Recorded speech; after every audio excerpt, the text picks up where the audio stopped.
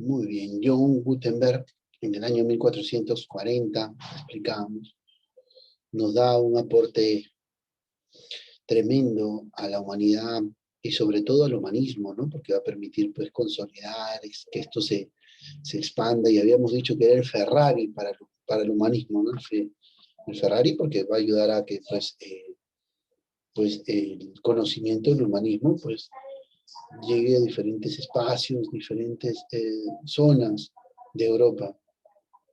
En este caso, usuario de Zoom. Vamos a hacer una ligera pausa acá. Listo. Entonces, estábamos hablando justo acerca de Gutenberg y todo lo que él ha ido, pues, su aporte y se le atribuye el padre de la imprenta, hasta antes de este break que hemos tenido de 10 minutos.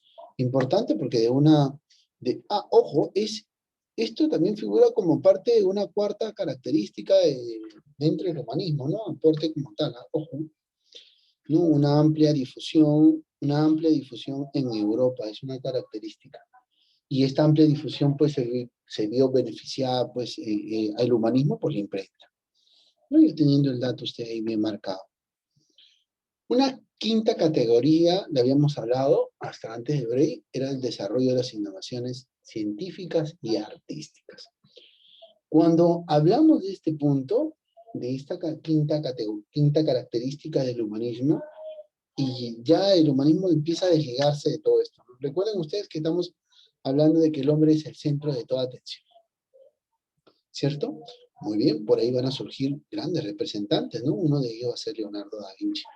Leonardo da Vinci prácticamente todo ha dejado plasmado gran aporte, ¿no? Se dice que este personaje no dormía, ¿no?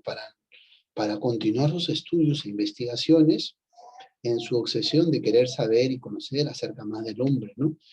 Y lógico, y lo logró, trascendental. Hoy en día sus estudios acerca de la anatomía o de la composición, por así decirlo, del hombre, es la Biblia, se podría decir, de la anatomía humana, ¿no? Un aporte importantísimo que le hace Leonardo da Vinci, no solo a la anatomía, sino a muchos aspectos, a muchas variantes, en cuanto al hombre, en cuanto al arte, entre otras cosas más que aporta Leonardo da Vinci. Pero, ¿qué está pasando? Recuerden ustedes que el Imperio Bizantino había sido conquistado, ya cayó el Imperio Bizantino, ¿no? Constantinopla cayó a mano de los turcos, prácticamente. Entonces van a haber muchos artistas, filósofos, pensadores. Recuerden ustedes que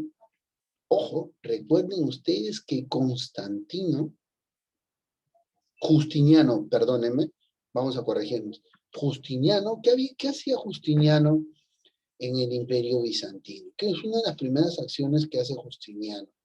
Justiniano arma la primera biblioteca juntando todos los códigos, toda la información de diferentes culturas. Justiniano el Grande. Y arma la primera biblioteca. En ella pone todos los códigos. Por lo tanto, una gran biblioteca era el espacio donde Justiniano había puesto los códigos. Y eso estaba pues en Bizancio, en Estambul. Entonces, muchas personas acudían a estos estudios y tenían la información para estudiar, para saber y conocer. Por eso es que las personas que migran de Constantinopla, de Bizancio, cuando el Imperio Bizantino cae, y estas migran hacia las ciudades, pues, de Roma, Florencia, ¿no? En esta parte del continente, en Italia, ¿no? No se llamaba Italia, sino se llamaba Reinos, ¿no? Entonces migran, pues no migran migraron diferentes tipos de personas, pero entre los que migraron, pues había grandes pensadores, grandes filósofos, así como Leonardo da Vinci, ¿no? Con un intelecto, pues, bien marcado, bien dado, ¿no? Y les decía yo acerca de Leonardo da Vinci que él, curioso, ¿no? Cuentan, entre comillas, por así decirlo, dicen que él ponía a los pies un papel pegado que decía, no debes dormir. De frente, delante, no debes dormir. En la parte de arriba decía, no debes dormir. Al costado, no debes dormir. Siempre había esos rótulos.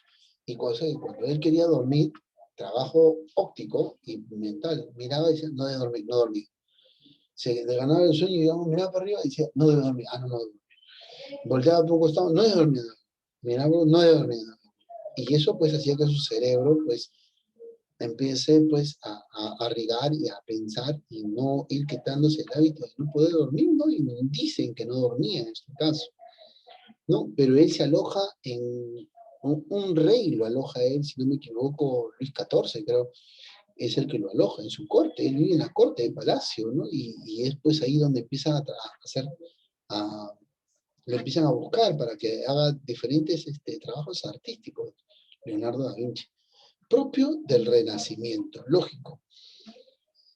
El humanismo fue el primer paso, el primer peldaño para que surjan nuevos movimientos culturales, filosóficos, literarios, y el Renacimiento también es uno de ellos, filosófico literario, ¿no? El Renacimiento va a ser prácticamente el camino a las vías de la modernidad, porque va a traer consigo diferentes concepciones. Una de ellas, hablábamos de Leonardo da Vinci anterior, una de ellas va a ser la concepción del universo. Entonces las personas van a empezar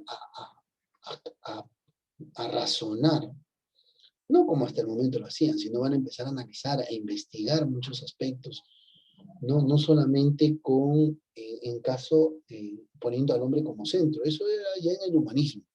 Ya con el Renacimiento, ¿no? Su propio nombre, renacer, o sea, renacen las cosas, renace el estudio por la anatomía, renace el estudio por la química, renace el estudio por la física, renace el estudio por la astronomía, ¿no? Y uno de esos aportes importantes es lo que nos dice Nicolás Copérnico.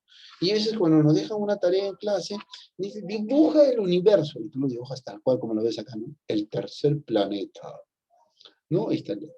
En este caso, ustedes lo dibujan y dicen, pero ¿a quién se le debe ese aporte? Ese gran aporte que hasta la actualidad seguimos usando, ¿no? Que es una Biblia, por así decirlo, de la astronomía, ¿no? Del estudio de las estrellas, ¿no? Es a Nicolás Copérnico. Y él plantea una teoría, esa teoría, pues, bien marcada, la teoría, por acá no está, no se nota muy bien, vamos a hacerlo para que usted tome nota, ¿sí? Vamos a hacer una ligera pausa acá. Ahí está.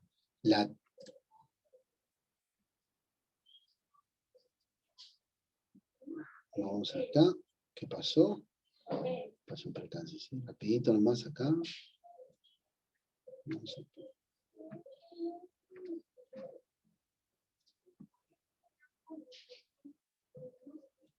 Listo.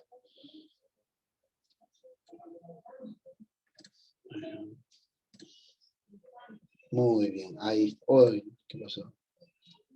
Ya está.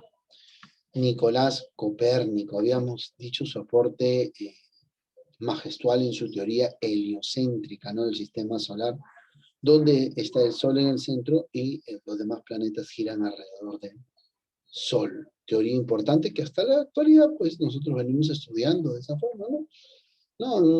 No me dejarán mentir ustedes, ¿no? ¿Cierto? ¿Cierto? ¿Cierto, Aldair Berrocal? Se presenta de ese modo y lo hacen, lo dibujan todavía, ¿no? Y hacen una dinámica acerca del sistema solar.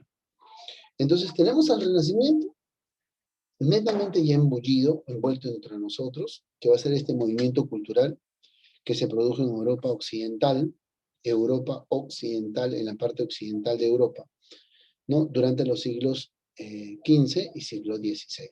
Dos siglos muy importantes porque para el siglo XIV se están viendo, como se dice, algunas pinceladas, al igual que el humanismo. La ciudad va a ser Florencia. ¿Vuelta a Florencia, profesor? Sí, en Italia. Fue el lugar donde se da nacimiento y se da el desarrollo de este movimiento que se va a extender por toda Europa. Hasta ahí estamos claros. Entonces vamos a darnos cuenta que este movimiento cultural, al igual que el humanismo, va a traer consigo grandes aportes para la humanidad, pero se va a ver reflejado más que nada en la parte artística, en algunas zonas, en la parte literaria, en algunos países, en algunos territorios también. Entonces, eso quiere decir de que no siempre se va a expresar tal cual como se expresó en la ciudad de Florencia, o tal cual como se expresó en la ciudad de Roma, o en Alemania, o en España. Por ejemplo, España, el Renacimiento se vio reflejado netamente en la literatura, imagínense. Entonces, si hablamos de este movimiento, vamos a entender dos siglos importantes. El siglo XV y el siglo XVI. Al siglo XV se le va a conocer como el tiempo del Quattrocento, ¿no? ¿No? Pregunta de examen de cajón, ¿no? Tiene dos periodos, dos tiempos, el Quattrocento y el Cinquecento. El Quattrocento, netamente tiempo de surgimiento, tiempo de origen, ¿no? De cómo se va, de su punto de inicio del Renacimiento. Y el Cinquecento es el tiempo del esplendor, donde se refleja al máximo el Renacimiento, tal cual como un movimiento cultural artístico. ¿En dónde? En la ciudad de Roma. Es ahí donde se va a expresar. No, profesor, pero ¿por qué en ese territorio? Ah, porque el Renacimiento se expresa en diferentes ámbitos, pero en Roma llega a su máximo esplendor a raíz de ¿qué? La Iglesia Católica va a ser ahora ese vehículo, ese conductor, ese promotor de que el Renacimiento llegue a su máximo esplendor. ¿Por qué? Porque va a solicitar a estos artistas renacentistas una serie de trabajos y ellos a su vez van a expresar esos trabajos. Y cuando expresen esos trabajos, todo va a ser gran parte de la ciudad, de los sitios, se va a ver reflejado. Por lo tanto, se le va a conocer como el Cinquecento, el siglo de oro del Renacimiento. Y el resto de Europa va a ser a partir del siglo XVI. Teniendo eso claro, no vamos a... Hasta este, pero necesito que me... Listo. Sabiendo esto, y necesario que ustedes entiendan el Renacimiento, queda claro la pregunta ahí, pregunta de cajón, ¿cuál es el siglo de oro del Renacimiento? El Cinquecento, ¿no? Recuerden ustedes que el 400, ¿dónde se da? ¿Dónde surge? En la ciudad de... Vamos a preguntarle a Miguel José Sánchez. Miguelito, ¿en qué ciudad surge el Renacimiento? En la ciudad de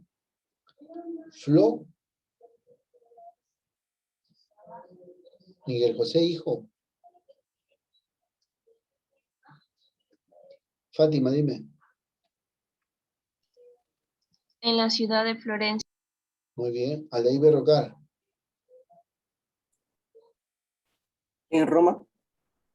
La ciudad de Florencia. En Roma es el siglo XVI prácticamente, donde se da el siglo de florecimiento, de renacimiento, ¿no? Aflora siglo de oro, por así decirlo, ¿no? Su máxima expresión, llega a su máxima expresión en la ciudad de Roma, siglo XVI.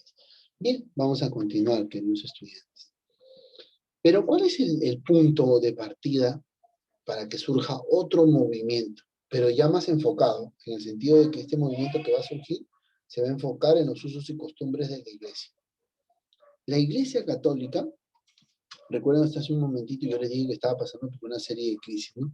Empezó a reducir sus congregantes, tenía un formato y un esquema, y ese formato y ese esquema, pues, estaba condicionado a los usos y costumbres de la Iglesia Católica. Entonces, va a haber algo importante que va a pasar, que va a condicionar y va a dar pie al surgimiento de un nuevo movimiento, ¿no? Conocido como la Reforma. La Reforma en la historia, pero para la Iglesia, la Reforma protestante, o sea, los protestantes, aquellos que protestan en contra de la Iglesia. La Iglesia va a empezar a hacer diferentes acciones, entre las que va a destacar, la más importante va a ser la venta de las indulgencias, la venta del perdón en este caso. ¿Estás copiando, no, Ana Lucía Payano? La venta del perdón, ¿no? Y esta venta de las indulgencias va a condicionar el comportamiento de un determinado grupo de la sociedad. Aquellos que todavía siguen con esa coraza del humanismo, aquellos que todavía practican el pensamiento humanista. Son ellos los que van a ser los protagonistas acerca de esta reforma protestante. Vamos a continuar viendo a más, ¿no? Con más detalle. Aquí tenemos la Reforma Protestante, ¿no? Y vamos a hablar acerca de esto, ¿no? La Reforma. El humanismo llevó a que en algunos lugares, ¿no?, se desarrolle una actitud crítica. Se los dije, va a cambiar la forma de pensar de las personas, ¿no? Entonces, al analizar el comportamiento, no solo de la iglesia, sino de todo en general, van a empezar a surgir reclamos, algunas denuncias, ¿no? Entonces va a denunciar estos humanistas, van a denunciar la degradación de las costumbres, la corrupción del abuso y la ambición del poder de los obispos y los papas. Profesor, nos está diciendo que en un determinado tiempo en la historia de la iglesia había ambición de poder, el abuso de los obispos y de los papas, había corrupción en el Estado, había una degradación de las costumbres de la iglesia. Exacto, pero ¿por qué la iglesia? Recuerdan ustedes que la iglesia tiene el dominio de la política, domina las coronas, está dominando todavía, viene desde la Edad Media esta situación. Sí, profesor, ahora sí vamos teniendo una hilación referente al tema. La gran mayoría de los monarcas y príncipes buscaban reforzar más su poder, y algunos de ellos buscaban desligarse de la Iglesia Católica. ¿Por qué? Porque querían hacer algunas acciones propias de ellos, ¿no? Analicen bien este último.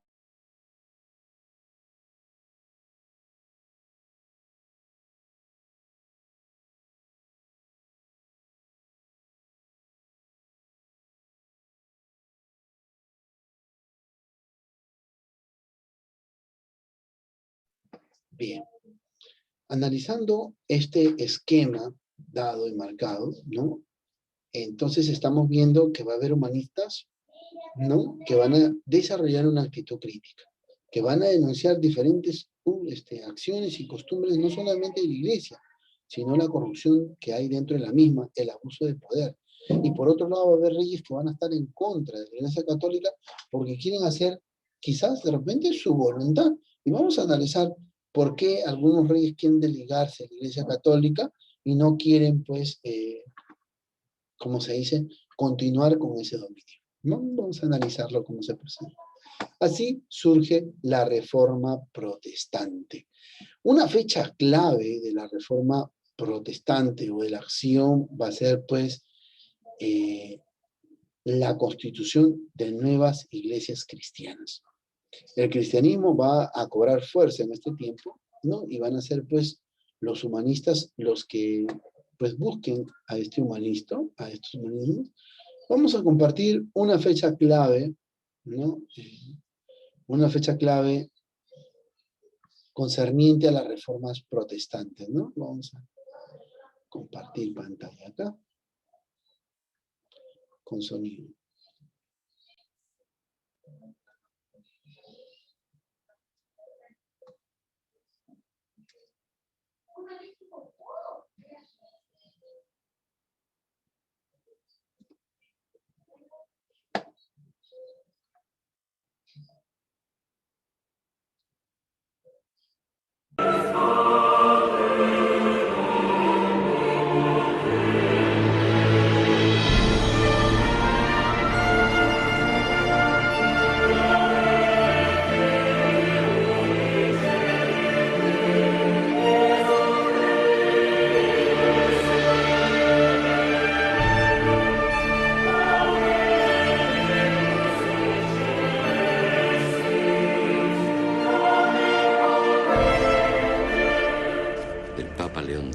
Obispo soberano de Roma, sucesor de San Pedro y Santo Padre de la Iglesia Católica Romana.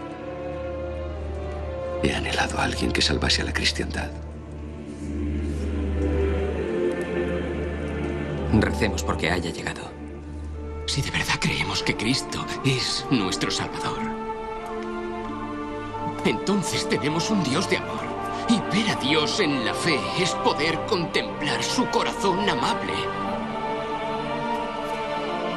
De modo que cuando el demonio os eche en cara vuestros pecados y diga que merecéis la muerte y el infierno, decidle esto: sé que merezco la muerte y el infierno y que conozco muy bien a aquel que sufrió y pagó en mi nombre. Se llama Jesucristo, Hijo de Dios, y donde Él esté, yo también estaré.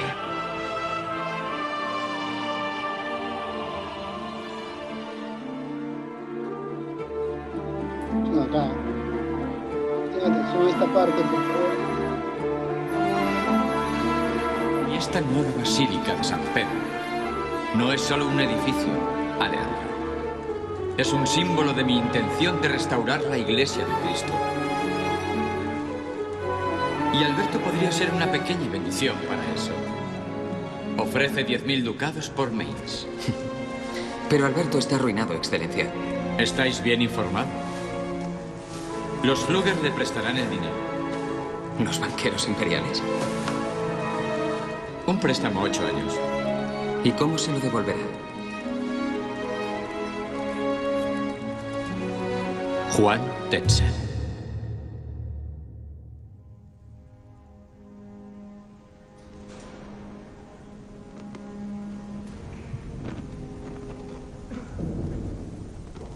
Miren esta parte, por favor.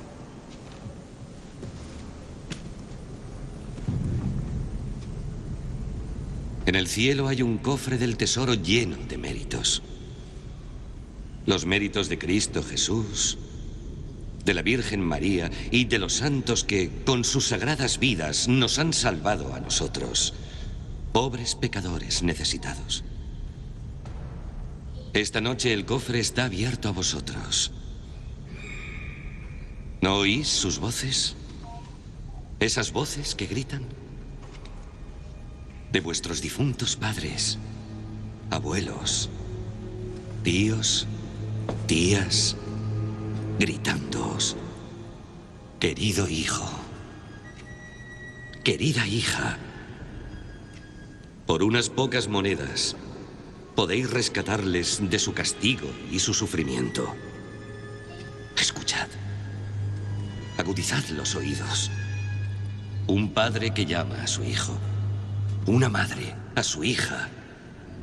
Cuando una moneda cae en el cepillo, un alma sale del purgatorio. Hombre temeroso de Dios, ¿tienes una moneda para Cristo? Sí. Estos doctos padres esperan para escribir vuestro nombre y el nombre de vuestros seres queridos, vivos o muertos, en este, vuestro pasaporte a los placeres celestiales del paraíso.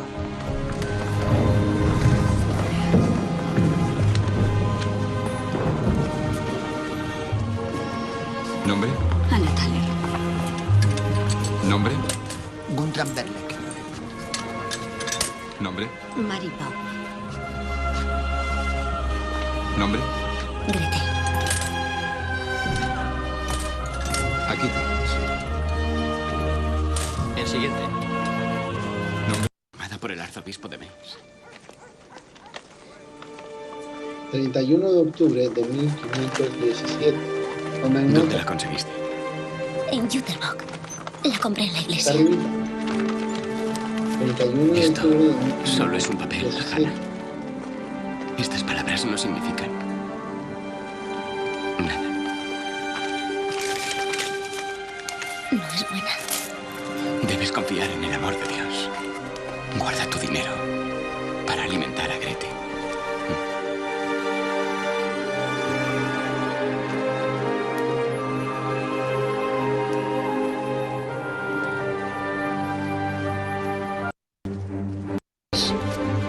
Perdonad, Padre en Cristo y Príncipe Ilustrísimo, que me atreva a escribiros. Mi audacia se debe a que es mi deber serviros y advertiros de las deshonestas prácticas de aquellos que dicen representar a vuestra excelencia.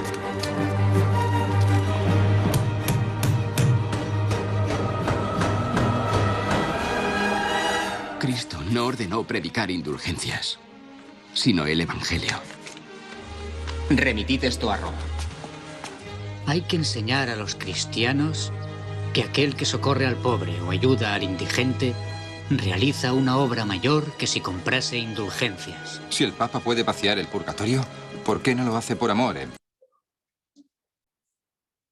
Interesante corto para que ustedes analicen, volviendo a lo que estábamos explicando.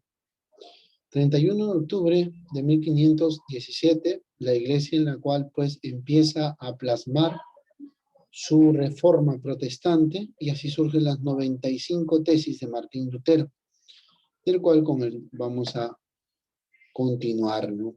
Promotor e iniciador de la reforma luteriana, ¿no? Y este va a llevar a un cisma a la Iglesia Católica durante el papado del Papa León X, el cual aplicó la doctrina que ustedes vieron hace un momentito, la venta de indulgencia, ¿no? Por lo que los cristianos pensaban que el Papa no podía vender eso.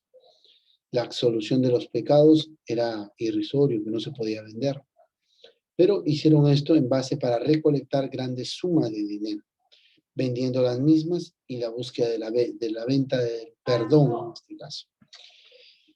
Hecho que marcó un precedente importante, que marcó el surgimiento de las 95 tesis de Martín Lutero, todas las protestas en base a lo que estaba pasando en este tiempo.